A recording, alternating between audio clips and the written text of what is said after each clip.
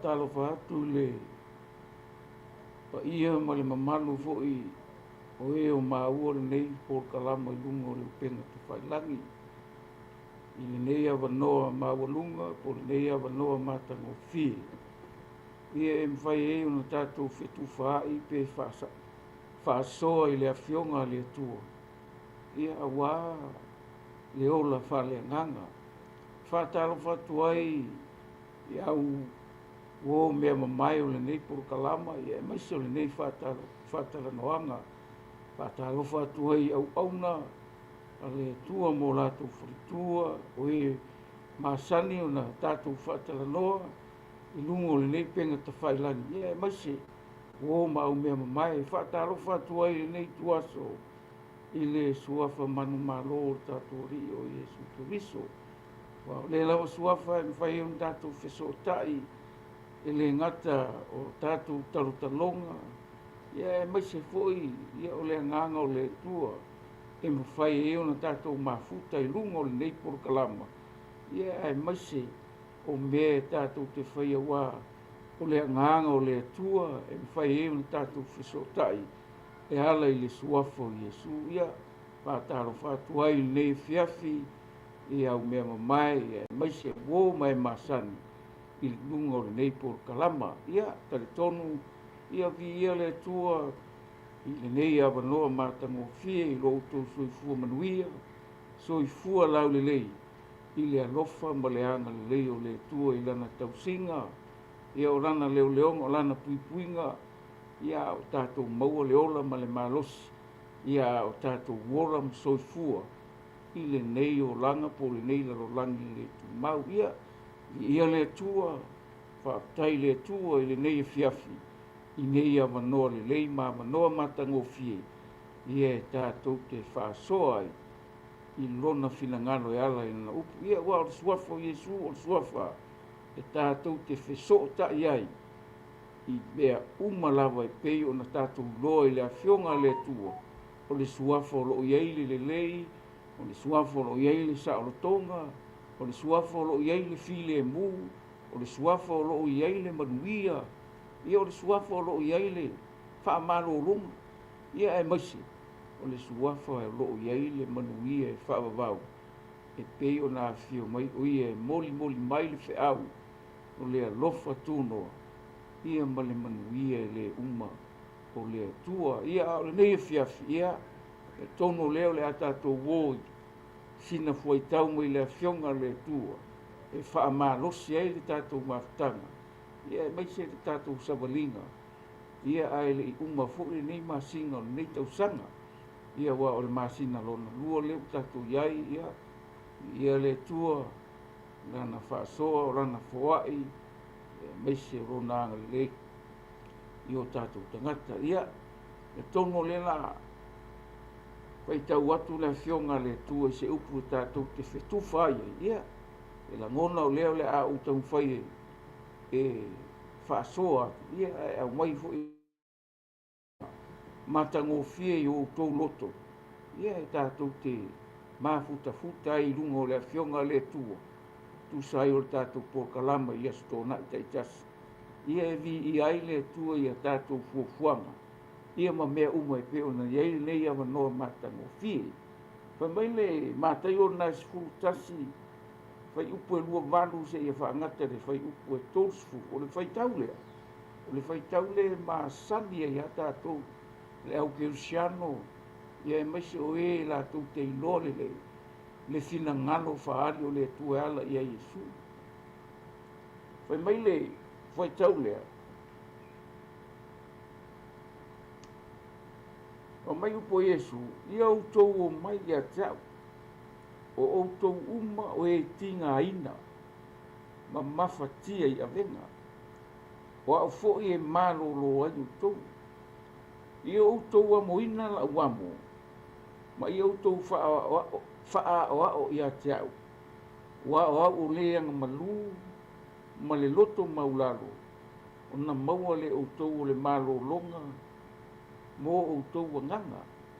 A wae ave ngō fia la uamo, o lau ave ngā fo'i, e māma ia. e la koe whaikau o na māngai e o si whaikau sia. Pai mai, ia o tau o mai ia tau, o tau umo o e tinga aina, ma mawhatia i a venga, o au fo e mālolo ai o tau, ia o tau a moina la wamo, ma ia o tau whaawao ia tau, wa o le anga malu ma le loto maulalo, o na maua le o tau o le mālolonga mo o tau nganga, wa e ave ngofie la wamo, o la ua venga fo, e mama ia, Mangai le kau kalanga le ri. Pa mai Yesu. Yo mai e kia. O ko umo e tingai, ma fatia ia ven. O au fo e malo lo ai ko ia. O le ngai e fiafi ka kongu. O lo fo yo nga e fa alongo longo. O lo fo yo nga e fa so pe fa yo le au na le tu e le ngata le o to finga. Ka kongu ke fa so e ngai foi tau. E le ngaka o le ma ngai o longa fa mtalaina. Ia e maisi o le aango mongi o le whetalainga le rifa mai. O tau fa mai, iau tau o mai ia tia. Ia, ufa mele. O ko umo e ki ngā inga mawhake a venga. O au fo e maroro ai o le mele e kau mawhai aku i aile. Ka kou whatala loa le nefiafi. O ile kalangoa i ai Yesu. A o ai fo i le kau mawhai Yesu e whapupula i aile whea. Whai mai, o ko umo noa, mawhakia. O ko umo e o tinga ina. Ioi, whai mai, o au fo i, o au e maroro ai o kou noa, a whai o mawhatia. Ma tinga ina, o e kou mwara lea. Le kalangoa i ai Yesu i le awhiawhi ngai whai mai. O au e maroro ai o tō. O ka ngaka o lai mawhakia, o ngaka o lai ave langa avenga. Ale upu la ke mana o e tātou te tala noa i le nei e fiafi. O le upu le o le amo. Le upu le o le amo. Ia wa le ufai mai e sui fai pulonga ru. O kou whamai. Ia o tō a moina la uamo. Ma ia o tō whao hao ia tia. O au le anga malu ma le loto maulalo. O na maua le o tō. O le malo longa mo o tō nganga. Pa mai le fai pa kosu. A wae ave ngō fie la uamo. O la ua venga fo. E mamai o le amo. Ia wa kare kongu e mea ngai ringa wha inga ma whakia soifuanga. Ongi mea o loo ave. Ongi a venga ma mafa o loo kau ave. Pa maka e kako ke wawa ai wha soifuanga i le kangaka. O lai le ise me o kupu. O lai le ise me o a whainga. O ko kongu ronga loto i whale wha leanganga. O lai a whainga. Kelengi mea o loo ma mafa ku. Kelengi mea o loo kau aveinga. Kelengi mea o makua. A whainga i le longa soifua i le kau aveinga. Le mea le ufa mai Yesu. O ko uma o mai. O mai ai Yesu. Inga ia. Ia mawhai o nga e ave i ai lau avenga. Ai. A vaku i ai lau avenga. Ai au mai le amo Yesu. Po le avenga Yesu. E ki kau aveinga makaku kau aveinga. O la le kulanga o le mele manga o ile li. Pa mai le o langa upu whapea. Wa uleanga malu ma le loto maulalo. Anga malu ma le loto maulalo. Rongo winga. O le ko inga winga hoi lea po ufua o le anganga hoi lea. O le file mu ma le loto maulalo. A ku use siku. O le lava papale. Po le ongo sai. Wa o mea ia leo ke kau wawa ai ia i le afionga le tua le tatou whaitawino le upo le tua. A whai o lai ke a whainga ma e mawhakia i meo le soifuanga ngei ma leo lango lo kako ia. E ei la le mea ke kaunga. Whakau muu lo soifua ma lo wola a e maua pia le ola. E ke mga o mia fua o le anganga. E mga o mia e lo tangata fua o le anganga inga ia. nga ia e malolo ma ia e saoloto ma ia e maua le mapusanga mo lo soifua i faaleagaga ia fiafi o le kele o me kauave kagaka kele me lako kauavea o me o le soifuaga legei ua afaki ai soifua a e mafaufau i le kele o me i kukupu komu o le gaka o faiga malo tonu e kalesia so se mea e ia me kukupu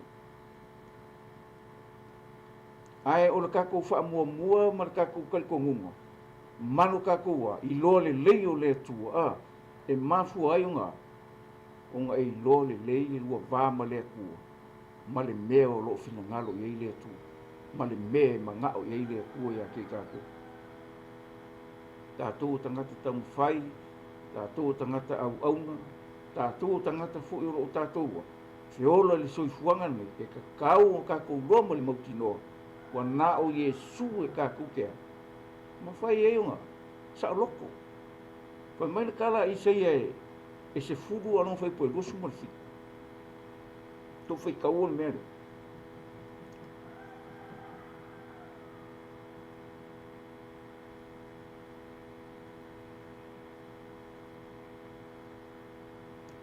mai o le asa fo'i ave seina ai lana avega i lou fuataua ma lona amo fo'i lou ua e gausia fo'i le amo ona o le fa'auina uso le mea ke ua le ave ia isalaelu le mea le ae o ke magaku o le kāua o le mea le o le fa'au'uga le atua po o le mana o le agaga paia o le atua gake gausia le amo o le pologa ia pei lao le mea le kakou ke fa'akalakalagoa le gai afiafi ave lau amo i lea ga ke mafai auga kau ave o mafakiaga ma ukigā ma mea o lo'o pupupu lou soifuaga ua o le sigaka ia e ma'i ai ia ma afāiga ia ma oso ia ma gima'i kugā ia ma ma'i maua ia le soifua a le gai afiafi o lou fai mai iesu o mai akea'u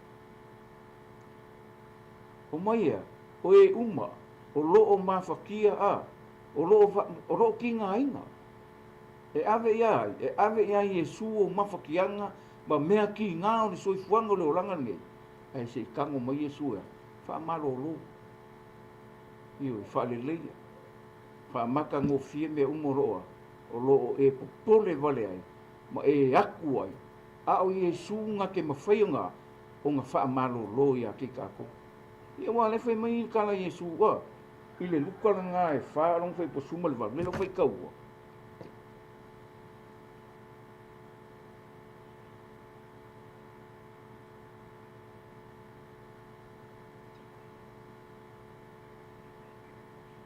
mai upo Iesu fo mai ua i o lunga le agaga o le ali'i ua ua na fa'aau'u mai ia te a'u e folafola le tala lelei i ē matitiwa ua auina mai a'u e ia e fa'amalōlō i e loto momomo tāla'i le sa'olotoga i le tafeaga ma ia pupula mata o e tauaso e tu'u sa'oloto i ē ua fa'asauāina tāla'i le tausaga e filagalo malie mai ai le ali'i ai le magai o mai Iesu ua iluga ia ke ia le agaga o le ali'i pe o gaufai aka paua lea o le mea ega ke gausia le amo o le pologa o le fa'au'uga la le fa'au'uga o le agaga o le atua leu fai mai Iesu ua iluga ia ke a'u le agaga o le ali'i ua ia fa'aau'u mai ke a'u e folafola le tala lelei i ē makikiva laga o le mea galē kupu a e makiva fa'aleagaga e iai mea kupu lou soifuaga e tu sa meme soifuaga fa'aleagaga logauina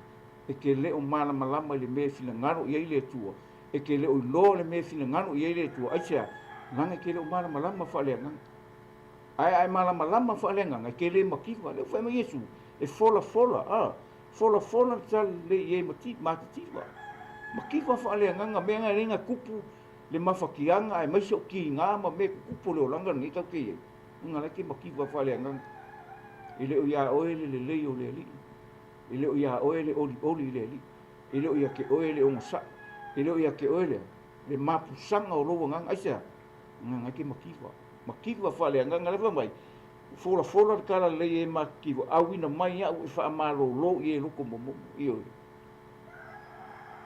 anga foi mai Yesu o mai ke o maroro ai e o mafakia o ako inga amonga ke amo o ako inga avenga o ako inga me fainga ka o anga sala e mafai ele su wafa Yesu o le ale lo loko le anga sala o le ale lo loko ko inga fainga ka o le soifuanga o ola e mafai e Yesu nga kai mai lo wanganga kai mai lo loko inga ia fa le lei o e mai ia ma ia fa fi le muinga ka ku kusa o langa kala le ana foi mai fa malo lo ile ye lo como bombo ta la i sa o tonga ta fian io wa ka ku ka fian wa ka niu lu ngala lo so fuanga me kupu wa me kupu kongo ai wa me kupu kongo e karesia le atunu umale mar wa ka ku fa longo ele o ko e fingo fi io ne foi mai ka lai le sa lo tonga ta fianga ma ia pula mako e ka was le sile me pula mako e ka waso fa le nganga e mfai anga i lo le i lo mafo fa hole ai ke le o mala malama fa le nganga i le ianga fa mang ianga mo ka ko o lawa mai aki ka ko le upo le ola le we ka ko le upo nanga o fa mai fa mai ka la Yesu o ke le sawe a mai le file mu le lalo langi ale peru le anu ngor kala na le ngor kala le peru langa o nisi kai mi ka ke fa nga le peru e kui ai le me fefeke la le me fefeke o le ane fefeke o le loko nga o le nga le peru e kui ai pior kala Yesu pior kala Simeonga ya Maria te mi fa au oi fa pa Yesu fa mai e o ya o le kui ya ke le peru ya o le nga o le peru le nga ko le vai nga lo loko ma lo loko o mea o a mea whainga ka le fa mai e o nga kingo o isi maango e o iai inga ia ka kala ngoa kanga ia iai le sa lo tonga o e makikiwa o e loko momo e iai le mangui o le ku aicha le ufa mai Yesu wai lunga ia ke au le nganga o le ri fa u ia ke ka lai tala le we makikiwa o lalo makiwa fa le nganga o iai o le alo le lo o le alo le malam o le alo ka waso e mafai e Yesu nga fa pula o maka fa le nganga fa pula lo loko fa pula lo nganga e ala i le kara le Yesu ke inga ia e loa le saulo tonga moni e loa le malam moni e loa le manguia o umanga sau Yesu fa ka mu e o kala tuspai ma Yesu mar kala fa mai le kala per se kanga la mai Isaia 5 foi pu sumar fa mai e le fo i fu le upu o le meanga au ngai le upu e manguia o le meanga ka mu o fa manguia sia o le meanga sau Yesu sa vali i ko kongo longa manguia e manguia asia lang sau Yesu ya ka kala ngo kanga ma a winga mai le lofa tu no inga ia ka ko fiso kai umanga nganga fia fiso kai lang inga ia kasi ka ko inga ia kasi le aingo le tua kasi le faola kasi ka tolunga kasi fa kuanga wa le menga le kupu kai mingi ua fela wasa soro ua fai mai le o onga fai mai le on e kasi ale kua kasi de kama kasi de faola kasi le ya o le kua le ko kasi pa e kasi ala le a onga ka ko ke oi e kasi ai fo ka ko mai ka ko fai al fina ngado le tu nga ia manguia me uma ka ke fai e kasi ai ka ko asia langa o ka ko ma fai le upo le ku a ka ko fo na le ku ka ko ke ko fo le upo langa sau Yesu ya ma sau o yo le upo o mai Yesu ai ne ko fa nga le vai malanga le upo e ke le loa e ke le sao o mai lo Yesu o ngei o le upu mongo le ala o le ola o le banguia o nga fa mai Yesu a failang o le kua nga faia me uma le upu ka ko ki ko fo la ile ku o ngole upu ele ma faia se kangaka ele ma faia se si ko fo ka ko le ku se i vanga nga Yesu o ia nga saua e osi le ka ulanga o ko ila ka penga ka ko kusole o le fina ngalo lon tamba nga winga mai inga ia ka ko sa loko ma a fai o ngai ke amo le polonga ma ele sa loko ia o ngai ke le iloa le malama mongi o le tu o ngai ke pong sai le banguia o ngai ke pong sai mea fa le ngang aisia o lo ka mo fai le li o le lalorangi e makua fa po lu ngia lo ma fau mo lo inga ua ele ku le li me umai ke popole ai ma me ke le lo ai se kango le ku e ka kala mai le malama o le manguia i lo loko mo ka ko lo inga ia fai ka ko ma au ka usime ai le ngaka ile fai ka ko ma ka ngako longa malu ngia fiafi o le mea mo ia o le upo le ku ia o le si kai mi fa nga mai o le pena io ku ia ko kong io o le ska ka langa o le singa me lai polonga ai ma lo si le o fa mo lunga o la fefeke la fo upu fa mo lunga fa sa usi o pe ia o ia ma le siti ma le io o ia le kupu le ai le fa mai so o le anga manu ma le loto ma ola e manga o mia na le kui o kamanga le pe kui o kamanga se fa pa ma fa ai sa u lo inga ia i lo le mama ma le lofa ia ma le malo longa mai le tu nanga o ka ko kangaka aka ko le o le upu ka ko ke le mala mai kusa o le fina ngalo le tu ala la ngau fai mai Yesu ngai lunga ya ke o le nganga o le mena no ke manga o e kau fa pupula ya ka ko il ka ko mafukanga ngefia e ke le ma fai e ke le fai a fai o la ke amol polo wala ngol me ngai le lo ele lo le fai fe au le loko des ele lo le fai fe au ko ngol nga o le nganga o le ku anga lue na le nganga o le ku ngai va ku le mena kupu e kasi ale nganga la e nga du e kanga ai va ku e sale mena e ngai lo le nganga e sela le menga ngai lo le e la le mele kupu kakale la ngai ma fu me e ke mala malama fa le nganga e ke lo fa le nganga o la ia ke o le nganga o le ku e ke lo ai me io ai fa mai kala le mo yo ne ka po yo ka mo kolonito le oi upo se fu ka ngoi wa kun pa mai a u fa alia mai le tu ya te ma tu e lona nganga wa su i fo le nganga i me umba o me la luto fo ia le tua po ai fo se tangata o i lo me le tangata o na o le nganga o tangata o lo tongu ya te ia e fa pe fo ona le lo e se tati me le tua o na o le nganga o le tua a ua maua i mātou le nganga o le leila a ua maua i mātou e le o le nganga o le leila rolangi a o le nganga mai le tua ne ia mātou loa me ua fua i fua ina mai e le tua ia te i mātou o ia mea foi mātou te tautala tua i upu a o ina mai e le nganga pa ia a le upu a o ina i le poto o tangata o loo whaamtala ina mea wha le nganga i upu wha le nganga ioi wa wha pe e pū le nganga o le kua meu e ele sa rokonga e ele file mu e ele fa pale i loko kangaka o me sawa o ka ko ne ka ke la langi ka ko ne ka ke la langi o nga kula uma me la langi o le ele la langi a o le ku le nga sa o Yesu ke bis nga sa o a mai le nga kulo me le langi inga ia ka ko bola ia ka ko popoko ma ia ka ko mana malama e kusa o le fina ngalo le tu le fai mai ka lai kala le e makikiwa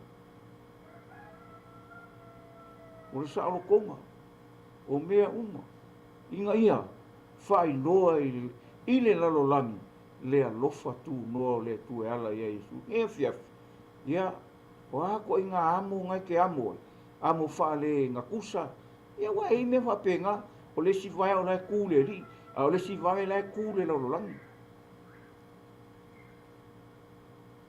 o si kai mea maka ko le manga ia le fina ngalo le tu ai fai ka ko inga ia fai au ka ko loko nga ho le kai mi wa fa kia mo wa lu ngala lo folo ia nga i loa le oe ai mafua ma Yesu o mai ke oe uma e mafatia matinga ai nei avenga o le ala u avenga o le ale meo lo kupu o a foi ni meo lo o afa inga ile folau nga o Yesu o le kati nga o Yesu o le kati o le kati o Yesu le kati o le bea ngani sa o Yesu mai o mai ke wa o le nga malu ma le loko ma ula mai ia o ko ave inga la wamo o vai mama ia ai avako ka ko wamo e ave Yesu wa o nga ke mafia o nga ia ka ave le mafakianga ma le ki nga ia ma meo lo kupu soifua a o ka ko wola ni mai ke ngia fiafi ave ile li ko ile li o mafakianga ia mai se o a me o lo mafakia i lo soifua ave ile li o ia nga ke mafia o nga ia fafo ia o ka ko fafika o ia nga usia le amo le poronga ia o le si me ka ko ke le ango a ia le la ko kupo soifuanga ni ka ke ola ia le lo o me nga e oso mai ai me e a fa inga i lo ka ko soifu o me o lo kupu le olanga ni eu ai fai kaula ai ile mo ko mitos fulua kasi stik fa mai le kala le le manga i won me le ko manga ka ke o fa le nga langa le o mo sa o at uspa i le ala ka ko ke uie ma le ala o me ka ko ke fai langa le fai mai Yesu wai lunga ia ke ule nga wanga fa u ia ke o fa unga le ngake ngausia le amo le polonga le na ko fai ka ko me ma mu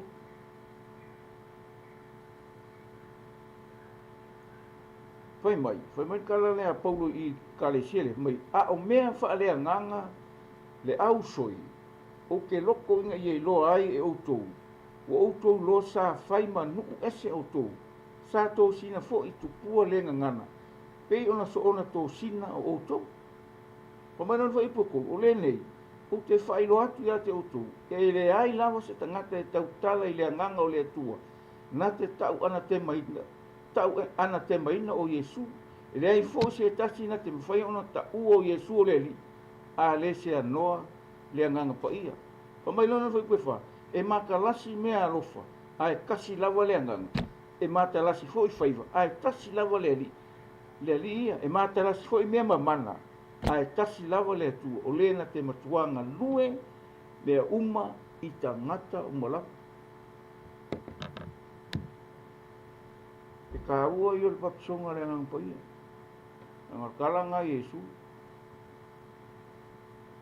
yo aua ko ke ua Yerusalema o whakali ni mea fuainga fua mai ngai mai le usia ngā ruenga ron tau poe lua pai kau e ngai ka kau kala i ka ngaka inga ngana ese lau fai wafi o le langona ia langa ese papisonga arti ale vai ese papisonga le nganga pe upua yoange o tau poe tohu vai po usia matai o pesu kasi ai fai o pe fikon kan sukas ngai mangingo o kala a yonge ya yukai fa ngawu ngata fe ai o ai no fa ilo ya ke o koke so sola ile to sa tadi o mai lo le lankala ia o ko fua mai la ni fua e tau mo salamo tau lo le fai muri le si le nganga fa mai o ke papa kiso ya ke o ko le vai ina ia o to salamo a o le muri mai ata nate papa kiso ya te o to ile nganga pa ia ma le afi e lau ka fai ka o ko manga ia lau ka fai ka o ku ile afionga le tu e mangingo le ma e mai ka o ile le ka o ka ko fa so ne fia fa mai kala o au nei o te papa te soati a te outou le vai na ia salamo ai pe tai o le muli mai e sisi o ia te e le au ngā o na tau ave o na se vai o ia le na te papa tiso ina ati a te outou le nganga pa ia ma le afi o i lona aona na aso na te wha mai na aina na wha putunga saito na te wha poto ina fo ia na saito i le whare saito ai susunuina le oto saito i le afi e le matinei ia Menga e ka ua ka ko vola fare nganga. Ola mala malama i le ngā ruenga le ngang to i teimi nei. E on ka ko fa sor ke lo kai mi kau kala mia pele me aisia e langa kau kalangi so inga ia mawhai ngā wha upenga inga ka kou ele nganga pa i o le tu ele ngaka o le upu ia o mea rofa le nganga auangi ia auangi i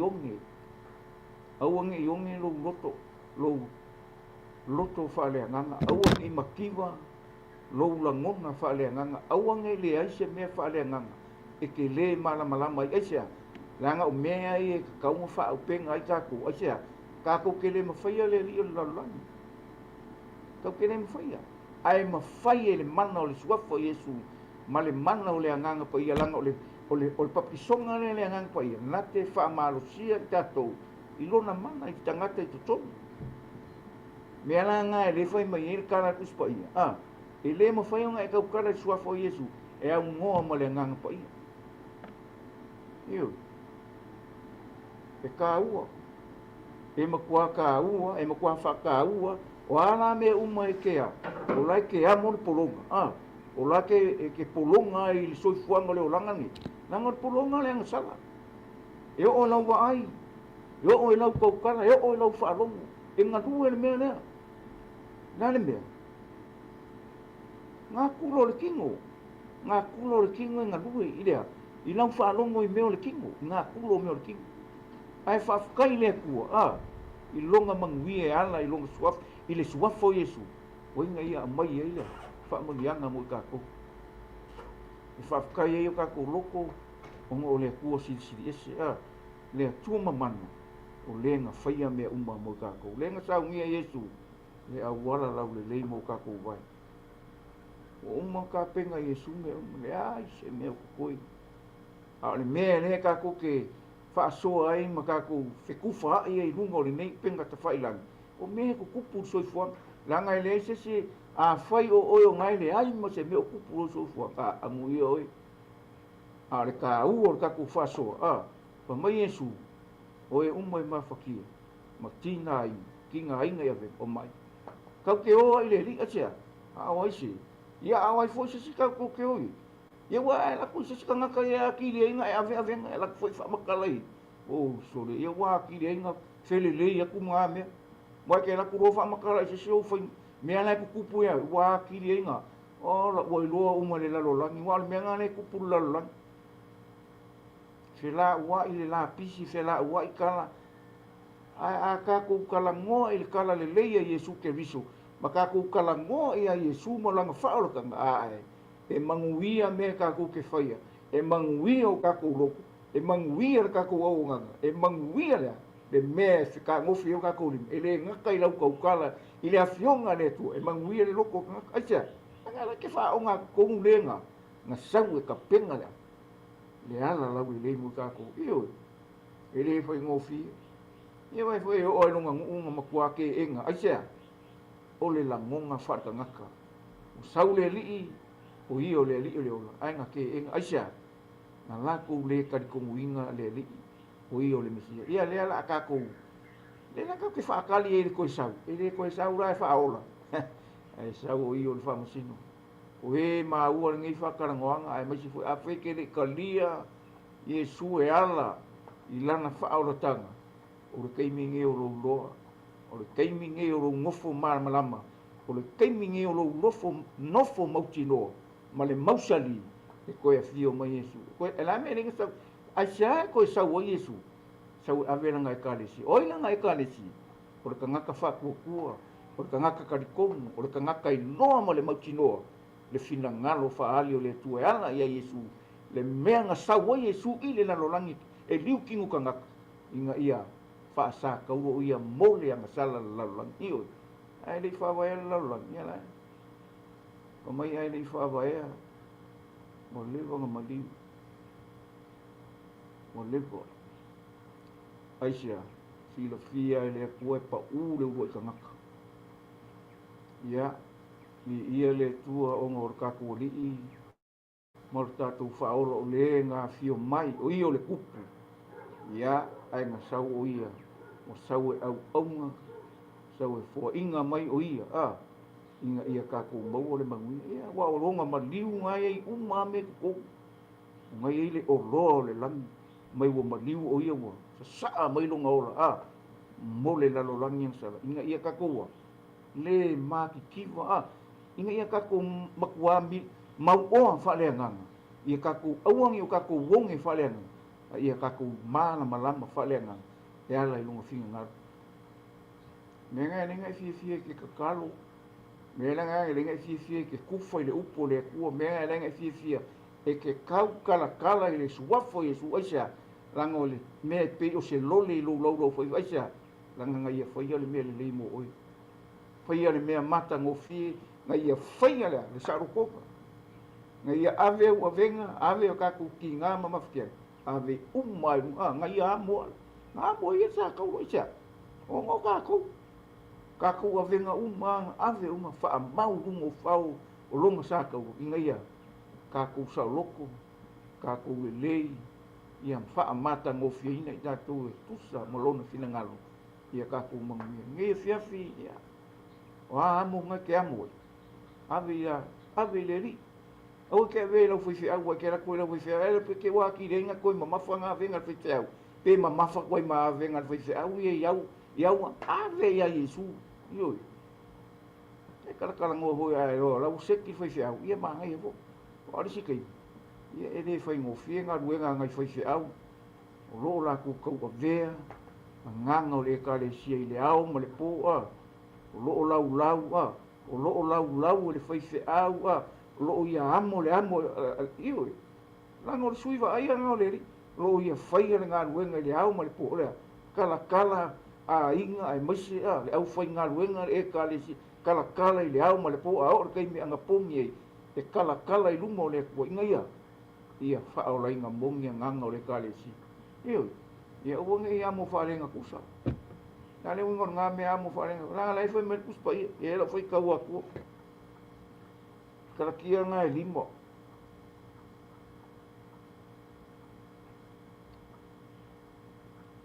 Mai karakia ngā. Mai o le nei.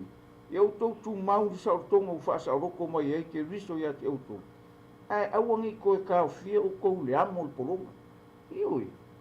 O isi ka ngā kai hape ngasi ngā o le li umakua maa ganya.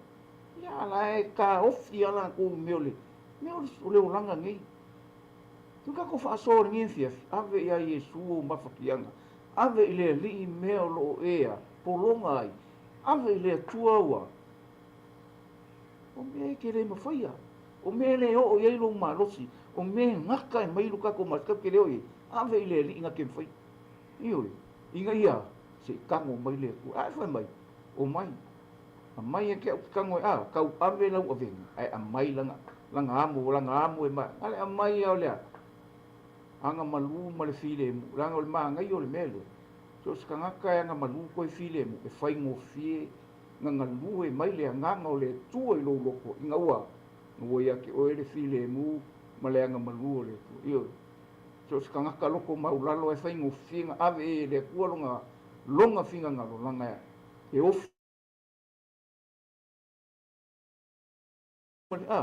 e fila ngalo le tu la me kero ko maula menga fa mai fo inga le lofa tu no ye fa mora acha fa ingo fie ia o ngau fale mai o le inga o le fa to nunga ai masi o me lo ka ko se fa ingo fie ia nga fa sa o ka ko maula au ka mai e mauru dunga le oro e fiua e ke loa ke fa longo ai me pupu soi fuanga le olanga so sekarang ka fa mo runga ire kau kala mai sia i se langonga whalenga e kau kala mai a i meo le kingo o ngā kulo le lalolangi ngai ioi mea ngai lenga wha mai le kua ok a lofa i le e wheo ai ma le loko wha amaura ma le wa mo ki ngā ua ngā keke le upo le kua mea ngai whai mai le kua ma ke wheo o le o ke wa ai ai ngaka le wha amaua lango longa loko e ofi ngō fie longa finga ngalo i le i loa wha amau lalo ia kei ioi nanga wha amu ia ngā Yesu amu ia le loko mau lalo o e loko mau lalo e wha amu ia e le asia e whai ngō whiunga ngā la mafuka ma le mo wha amau lalo le loko e whiawhi wa amu e ke amu e a venga ke avinga i le ai se mea whainga kai le li o au whika o au whainga ka Whapea mai lau kala i kere mawhai. O le ana kua ingang sala ua makua i e le mawhai o ngā vau. E mawhai e le mana o Yesu. Nanga le mea ngā le kupu soifuangi. Ua i ka alo ale li o le lalolangi. Ua i tango ale li o le lalolangi. E whaakau ngāo. Ka kou whaangau ke mingi. Oka se mawha. Whainga kāo. O ma wa kele la ka mai. Wa kele le malama ua lako le iloa. Le o le manguia ma le saukong. Ia ma le mana o le alofa tūno. Nanga kala kuspa ia mai kala. Mai kala pau a Yesu ia pau. O lo ua lofa tūno e lava lea e fisotoan. I me le o iei lo marus. Me le o iei le poko. Mea nga. O le ala ko inga mea ke le mawhai. O a venga lo e ave kusor soifuanga lo kako woleng. E mawhai. E mawhai e loko maulalo. E mawhai e le anga malu.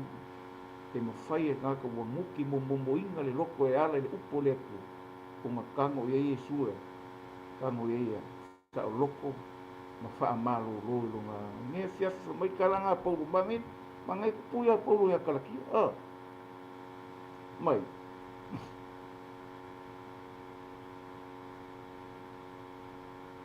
Pai a pauru i kire. Mangai angai kupuia. O le nei au tautu mau i sautonga o whaasa roto mai ke viso ia tautu. Ioi, ku mau ila ia. Kai mea umai whaasa loko, ia ei role le laua. O umanga, whaasa loko, o leisi si mea, o umanga umai ia sautonga. Umanga umai ia lea, le file mungu, umanga umai ia lea. Le manguia, o umanga umai ia lea. Le loko ia, e ke fia ma e ori, eisa. O umanga whaasa loko ia ke kako. Saloko. Ai famile ale si lenga. Famile. Ai awoni to ta fio to liamo. Awoni to ta fio to liamo polo. Lale me ngai ka fio. Lau fai mai Yesu o mai. Lau fai mai le li. O e umai mafakai, mafatia. O lau fai mai Yesu o e umai kingai o mai. O le arko inga sau, o le arko inga o mai, o le arko inga aru ke aru. Aru le loko maulalo. Alu le loko ma le anga malu. Alu le langonga wha mola. Se i kango mai. Se i pai mai. Se i wha ala e au mai. Se i wha ale lei mai. Se i wha amata ngō fie mai. Se i wha amau tinoa loa. Lou saolotonga. I le mana. Io, le mana o lana upu. Ma lea. Ma longa rofa kungua. Ia. O le mea lefa mai e suwa mai. O au. E malo loa. O au. O le kalanga o, ia langa o kele au kako te mingi. Ia o le ua. Kako ua ia. Ai ka ua rore upu rore au. O a ua rau o feta lai mai. O a ua rau o ai a uro. Ia o a ua le kua o le mawhaire lam. Ia o le kua o le a ua. Le ave a le a u le kua. O a ua le kua o le ami o pomo. O a o le ala upu mongi. Ia. Ai a ave loe a kako le au. Feta lai mai a te au. O lau o nga. A ko o nga. Ka ko o e la ka ko ke whaia fina ngalo le tu e puso langa upu. Ia mai si o whao ka nge se si loko e. E whamangui e ka ko ngā ruenga ma ka ko o nganga e whai. Wa ngei mea tau ke whaia. Ia. Wa ngā o lea nganga o le kue ma whai o ngā wha mau ngia lea. Lea lofa tu no le tu e ke kongu ia ke ka ko. Le mo foi e kako le i loa e kako le loko risi kangaka. A le upua ia le kua e ngā lue wa o le kangaka. Ngā whai e le kua e sila fia lai le kua. Loko uma. E malama mai le kua. E ofo ia kia ule kaukalaka. Pāua kaukalanga. Ma lau kauma whainga. O le afionga le tua inga ia. Iai se anganga e whaamanguia. Iai se anganga e whaasau loko. Iai se anganga e whaamalosi. Iai fo se anganga e kufa kuia inga ia. Whala e au. Molea. Mole mea lai fina ngalo i le tu. Kau ke le mawhaia. Ioi. Kau ke le iloa. A o le anganga o le kua le ngadua i kukongu ia ke kako. Kako ke kau avea ai le fina ngalo le tu e piong whai mai esu. Oh. Ia a whaina e kau ke le o savalia. Lau ele mangu ma ai. Ai lai mawhaia le ngei au ngang. O ngā wha o le afionga le tua. I se loko. Po se anganga o lai mwhinga wha alongo maka mai. O le ngei au nganga o se mea e ka ua i se ingo se a inga po se loku po ai lawa. o le suafa lava o Iesu. O le whaoratanga lava le tue ala i Iesu. Pe o ngofai aku, kai mingi. A o i loa e ke le i mau kingoa. E ke le i mau sali e le i whaia sau whai unga po sau tau tinonga le li. Ka o kingo le li, a maunga no wola. Langa le o ko meki le whaorakanga. E le whapeke e au o mai le whaorainga o luanga. E au ngoa ma lau tau tinonga. E ke ka o kingo le li o Iesu. Inga ia mawhaionga. Wha mau ngia le ngangpa i. Le asonga e ka o kingo. Ma le asonga e whaolainga i luanga. E kusa o le fionga le. Peo ngofai aku. O mea uma nga whai le fionga le tua le whakuku. O mea uma fo la ka ku koe fo. Ka koe fo i le upu. Nanga lai whai mai le Roma. E se furu whai pui was. A whai ke kau kingo lo muku. I le li o Iesu. Ma e kari kongu lo. E whaolainga i oi. I oi. Rongo e whai lau kau kingonga kari kongo lo ko ia Iesu. Inga ia. Wha mau kingonga. Le whaolainga o lo. Aisea. Langa i re se mea whai fuar ngai mea. O se mea whaailoa mo se mea e moni a koe le whiau o le alofa tūno o le atua e ala ia Iesu. E kaukalangi e soa le mea. E alo rua kako whaasoa. La vea le mea. Aisea. Langa e ao se kangaka soifua. O lo soifua le o langa ngi ngake le kalia Iesu. E ao nga kalia. Aisea. O lo manguira nga. O lo avangoa nga. E mau ai so mo fo kausa maanga. Arka mai mamoi. A o mai le wana au. E ke lua mafuka ma le ri. Aisea. Langa e kau kingo i le li o Iesu i lo loko. Ma lo karikongu iai a. Kau kingo lo muku a lo loko ma e karikongu ai. Ua ola ai lo wanga. Ia e whai kau fo le lua. Ioi. Ko nito mata au puongo fo le o le aso ngi. E kari le lei o le aso fo ngi. E wha ola i. O le kaimia e ke whai ako Iesu. O au ngi mo oi. O au loa o au. Tangaka ngasala. O au loa o au tangaka. Nga e maliu ai aisea. Nga e a fio mai le rolangi. E ia wha ngalola uaks. Ioi. A walanga ngai mafukanga. Ia iaksea gaga. Kai inga le maro le tu. Ngai e fiafi. O le ala wamu e mawhai e Iesu. O le mea nga sawa Iesu e amor sa tau. O au amo ngai, o au avenga. Ma au mafakianga ngai ke mafakia. Mea nga fio ma Iesu sau e amor sa kau. Ma anu e ave lungo sa kau nufa mai. Ua tau inga ia. Ola oi. Ola le nalolangi. Ola kakou. Ma ia kakou ka penga. Ua laka le kaime ononga koe fio mai. Ngai e fiafi. Mai kala spaia. Aua kau ke amo whalenga. Whalenga kusa. Ia. Nina konga whai kau aku mea.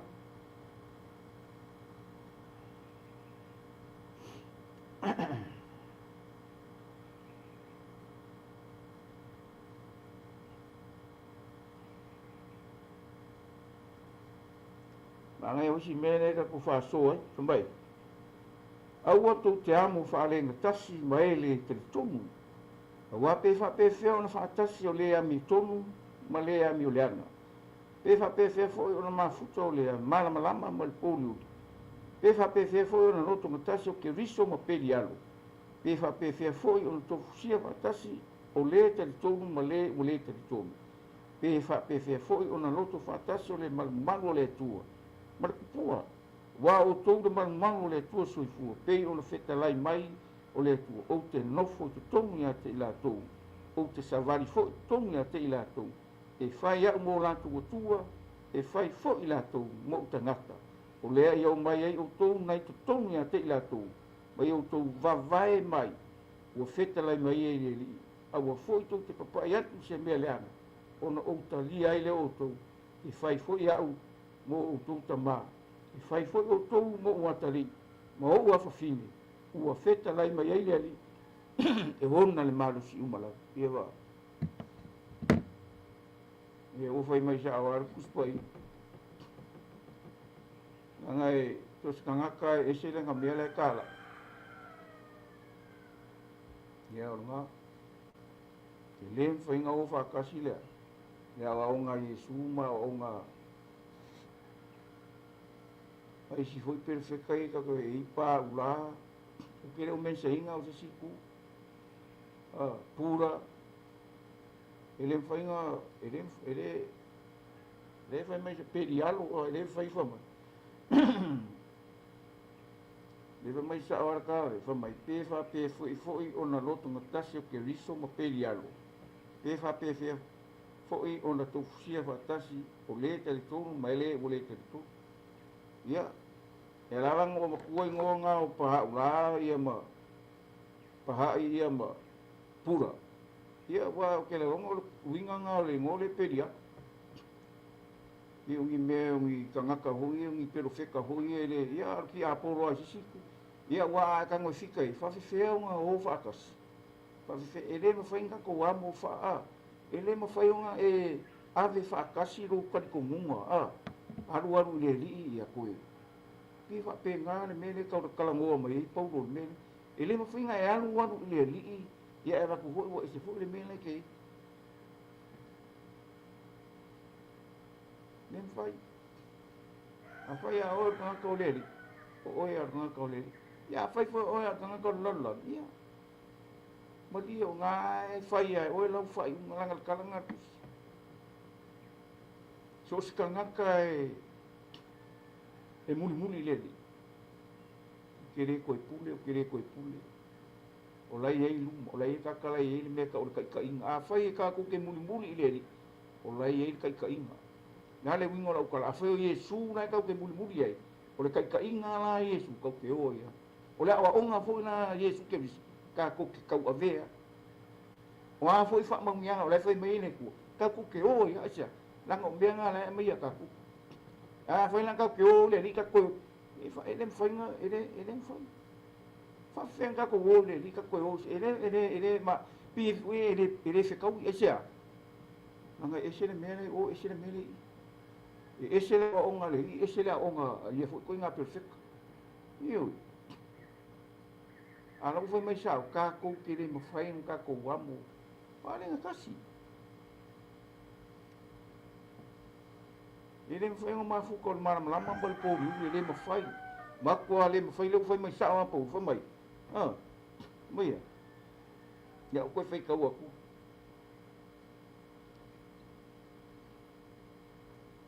wa awa tu te amo fa lenga tasi mai le te tomu wa pe fa pe fe ona fa tasi o le mi komu ma le mi langa pe fa pe fe fo ona ma futo le malam lama mal polu ya e sia me al au e ko sia sina ngalo le tu ala le nga mi tu e le ska ko mi komu o ka ko o ka wa mi ko winga ka ko ngor ka ko sia o fe nganga ye mai se le upu fa winga le tu ala ye wa fa makala inga le mi ko le fionga le ka pe le so nga o fe se ni la nga o ko ko ai o fa mai ngo le sa ai o le si kai mi fa nga mai ku spai fa mai umba o nga o fa mai ngo ko o ka ile me al fa manga ruinga la o le totu ta o Yesu Kristo ile ilangi me fa penga o ka fa ngong ko isia o langa o Yesu le nga sawe maliu o Yesu le nga sawe ka ave o ka ko mafukiang a fa ngo le amai ku sa i se ye lima suko nga mo ia asia o longa lofa inga ia ka ko mau le sa ko ale la fe mai ile fa ilang ka ko ma fuka le mal malama mo le po ile fa ka ko ya Yesu i ya ke o ai ia o ka ko fo fa ile la rolangi yang sa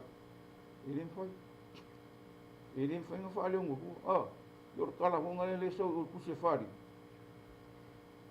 wa ile fa le ngo wa ile ma liki wa ile vivela ile ni me fa penga pe o le mena le fa mai le foi kaule ile fa ka ko wamo fa ale nga tasi ile fa a fa ya la ke mo sa ka u mai mulbuli le io le ngo nga ka ko lo ka ko wamo ile se si amo ka ke mo a fa ya fa mai Yesu o le se mulmuli mai ke a mo sa ka o nga o la wamo anga o la wamo a mo sa ka ia ringi fias ia leu fa makala mai Paulo leu mai e Paulo e kusa o sina ngalo o Yesu ai pe Paulo lenga pe o fa alinga nga ave ya Paulo ia le ka ko ki fa no longo e le mata ngo fi ke lanu wa'i o le mata upu le sa tau e le ngaka fo le ia o le mata upu ngana ese i le wha makalaino nganga ia ala ka whanongo rongo le kau ki ngonga pau e le i mafuka i la ua mo Yesu le ki o le mea le ame la ufafuka i le kua ni ngika ngaka wa e whai kaunge le maka upu e koule puse e fesi o wha linganga wha i loa e le li o Yesu ia paulo mea kau kia hui o le nganga o le kua le au onga ia o ia sa loku le loko i ukai e whai kau ie kala ki ngā mumua e makau sumar koule le ai sese e kukusa ie ngā lako kupulanga whakas i le kariko ngungo le loko i ukai a le kaimi anga kai o le malamalama nga kai e le kai ai Jesus e peru pole penga kai e le a au maros i le ai o le malamalama na whapupula e le malamalama o le koe ai ia paulo ia i loa i paulo le o malamalama le la kai ai o le ngalaiki tau o lai sau paulo le malamalama wha le loko o kula fongo ai kangolo i ka fai kau le maka upo i wa pusa anga duenga nga sau kai ai le malamalama o ngala le nga fasile ro le li ie o ai e o ya kali Yesu o Yesu a sa wa mai e vai da o ka ngakala e a ver fina ngalo le tu o Yesu wa nga acha mai Yesu wa ya ai ku mai lo langkala le a se me te fina ngalo te foi ya fai lo acha ya ba ku ya ngien se au mai ngi o fa longo ka kale yo ka ngak fa ka nga ingo au ke su ya nga moli mau ya po de ka ka o yo se apus ko acha sa ia fa ka nga mai ia fa ka ma oi le au so e vi ia le tu o ngo fa dinga nga ave ka malo le u ka ko sapiengi le u ka ku mangingo ngi maka ku malam i le fina ngalo fa ali o le tu o le o au kele o me fa mangingo maka u pu yo sa tau ma pu nga le mesia o ya la kusinga fo le mai a au ngi o mika se mekas tau lava o le sa tau ke o mai paulo au ngi o mika se mekas tau lava sa tau ke o ia o fa sa kau inga o fa sa kau inga le la ni te o le manga ia isa o i loa ka malo o le ise si me le ke o fai lan kala ia ki mo ke o kau le lei o i pu tau sinionga ka ofi le upo pa ia o le kalianga wa ko o le ale kau o ro ko fe ngai o le li ka o a me o me fe kulingi mai a mo alo sa ka pe o fa ya kulingi fe o mai Yesu a mai la wa mo ke mo ngai a va ko ka ku wa mo le wa o ia o le anga malu ma le loto maula nge fe ka ko fa so nge fe ia e wa lango o mai le amulanga fa mai Yesu le luka i wa su ko a o le fia muli mai ke au ange ko ska o ia ke amo ni sa kaulo ia so uma muli mai ai ya amo lo sa kaulo o wingo le upu amo o like a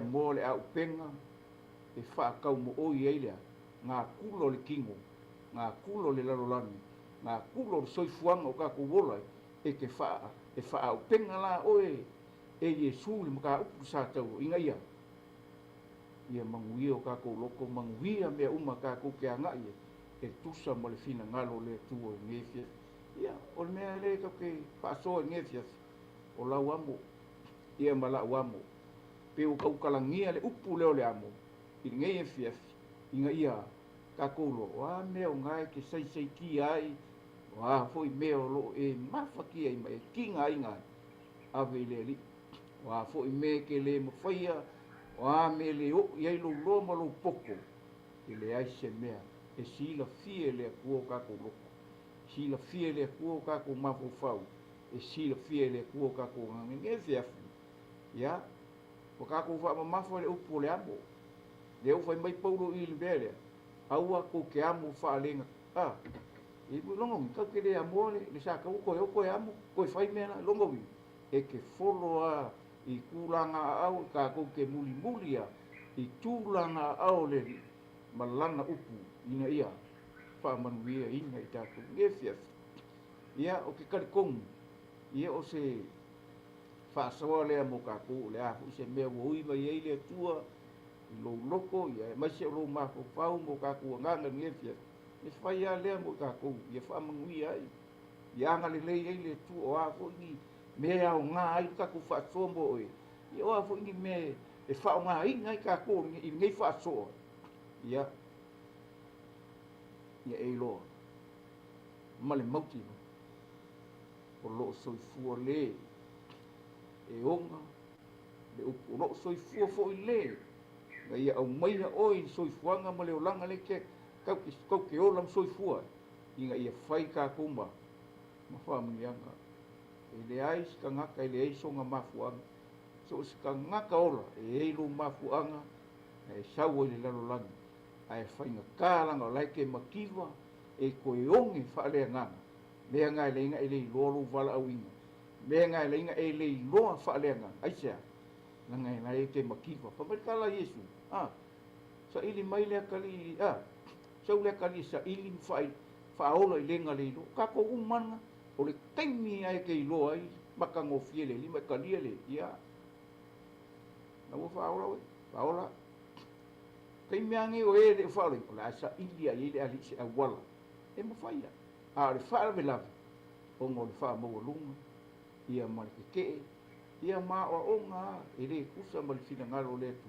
Wa o loo whike ngai tele wa o onga timingi. Ai whaa kai le kua e uinga whike ngai. E iai ia le kai me whaa maungia. Le mea momu. Ma le whaa maunga upo le tua. Ia nge fiafi. Pa mai kala Yesu. Ia uko ngō mai ia kia. O e umai mawhakia, ma kinga inga i avega.